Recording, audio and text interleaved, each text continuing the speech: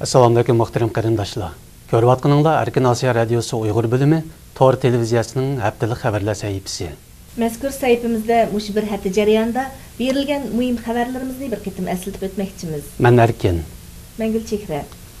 12 noyabr kuni dunyoning har qaysi joylaridagi Uyg'urlar Sharq Turkiston Cumhuriyatining davlat bayramini xotirladi. Cumhuriyat kuni Amerika, bir qism Yevropa ellari, Avstraliya, Turkiya, Qozog'iston va Qirg'iziston qatorliq davlatlarda har xil shaklda xotirlandi. 12 noyabr Amerikaning Virginia shtatida o'tkazilgan xotirlash murosimiga Dunyo Uyg'ur qurultiyi raisi Rabiya Qodir xonim qatnashdi va muhim so'z qildi. Bugun oldimizdagi asrda qurilgan, ikki qitim qurilgan mustaqil Sharqi Turkistonning mustaqillik kuni.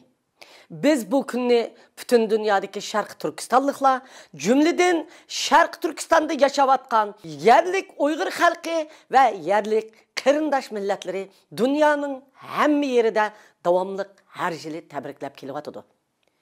Rabiya Qodir xonim Uyg'urlardan o'z ajdodlarining izini minib 1933-yili va 44-yildagi ikki jumhuriyatni milliy bayram sifatida izchil xotirlash, G'ulji vaqasi va Urumchi vaqasiga o'xshash kunlarni hargiz unutib qolmaslikni talab qildi.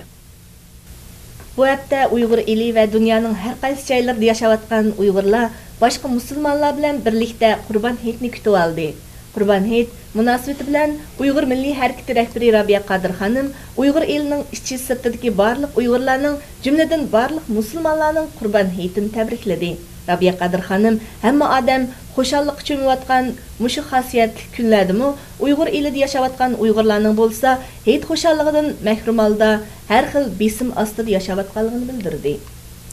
Amerika Tashqi ishlar ministrligi doklad e'lon qilib, Xitoyning Uyg'urlarga yurgizgan diniy siyosatini aybladi.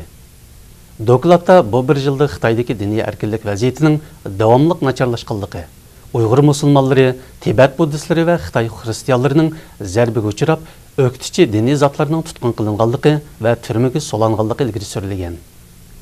Amerika Tashqi ishlar ministri Hillary Clinton xonim Xitoyning diniy guruhlarga parakandichilik silayotganligini eskartib, biz hukumatning Tibet buddistlari, oila cherkovlariga a'zo xristianlar va Uyg'ur musulmonlarga parakandichilik silayotganligiga doir Xitoydan kelgan ma'lumotlarni topshirib oldik dedi. Dokladda Xitoyning diniy e'tiqod erkinligini og'ir darajada dafsanda qilayotgan davlatlar qatoriga kirgizilgan. Xitoy Ma'rif ministerligi Uyg'ur eli ma'rif sistemasiga qartilgan alayda xizmat guruhini qurib chiqdi. Xinhua agentligida ko'rsatilishicha, mazkur guruhga Uyg'ur elida yo'l qo'yilayotgan qo'sh til, kasbiy va oliy ma'rifiga yo'linish belgilash, o'qitish programmalarini tuzish qatorliqlarga mas'ul bo'ladi ekan. Bu alayda guruhining qurilishi Xitoy Uyg'ur elida qo'sh til ma'rifini jiddiy yurgizayotgan va shuningga ergishib, Uyg'ur tilidagi maktablarni bag'ancha kemaytib, Uyg'ur o'qituvchilar qo'shinini hassilab qisqartayotgan mezgilga to'g'ri keldi. Turkiyadagi Uyg'urlar orasida tanilgan jamoat arbobi Muhammad Salih Hojim 13 noyabr Istanbul shahrida 87 yoshida vafot bo'lgan. Muhammad Salih Hojim 1923-yili Otishning Mashiyat yezisida dunyoga kelgan va 1934-37-yillari Mamtili Tavfiq apandi Otish toshgan yangicha maktabda o'qigan. Salih Hojim 1944 va 49-yillardagi Sharq Turkiston Cumhuriyati mezgilida G'uljida yashagan va ko'plagan mashhur tarixiy shaxslar bilan uchrashgan.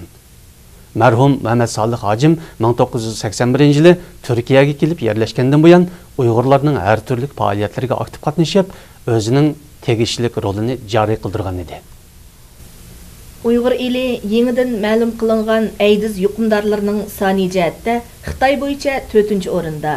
Aydiz yuqumdorlarining umumiy soni jihatda 5-o'rinda turdi ekan.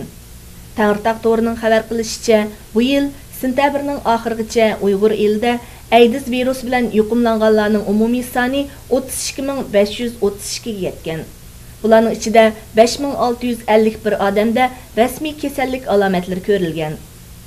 Urumchi to'rida xabar qilinishicha, Xitoyning boshqa joylarida aydiz virusidan yuqumlanish ahvollari bir qadar tuvalligan bo'lsa-mu, Uyg'ur eli qatorliq rayonlarda yuqumlanish ahvoli yana og'ir ekan.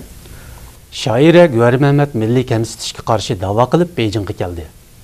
Güher Mehmet asli Ürümçi şəhəri 1 Avgust Polat Tömür şirketinin işçisi bulup, o ötken yılı dekabrda Bagandaki Yarastı Soda Merkezi'de 30 neçe Xitay ticaretçinin ağır milli kemsitiş karakterlik til haqaratiga uçurgan. Vaqa zavodtaki Uyghur işçi xizmetçiler arasında güçlük g'ulg'uli paydo qilgan, lekin Ürümçidagi aloqador organlar masalani hal qilmagan. Oxiri shoira Güher Mehmet masalani Xitoyning yuqori darajalik organlariga yetkazish uchun Beijingga yetib kelgan. O növbətdə Beijingdə ərzini davamlaşdırmaqda. Amerika Dövlət Məclisi Tom Lantos Kişilik Hüquq Komiteti və Amerika Avam Palatası əzası Ari Levin qatarlıqlar tayarlavatqan Uyğurlarning hüquqlarini qoğdaşqa əlaqədar 953 numaralı qanun layihəsi qo'llashga erishdi. Amerika Dövlət Məclisi əzası James mazkur qanun layihəsini Dövlət Məclisida muzokara qo'yishga tayyorlik ko'rayotgan arboblarga maktub yo'llab, ularning xizmatiga ilhom berdi. James Efendi maktubida 2009-yili 7-oyda namoyish o'tkazganlik uchun qo'lga ilingan va adolatsiz sotlab o'ldirilgan Uyg'urlarning Xitoydagi qonunli huquqini cho'qim surishtirish kerakligini yana bir qitim eskartgan. Hozir Dövlət Məclisida bu layihəni qo'llaydigan arboblar kundan-kunga ko'paymoqda. Hörmətli televizor görgüçülər, yuqorida sizlarga bu bir hafta jarayonida yuz bergan muhim xabarlardan ma'lumot berdik. Kelar qitim ko'rishgacha omon bo'laylik. Xush vaqt bo'linglar. Xayr xo'sh.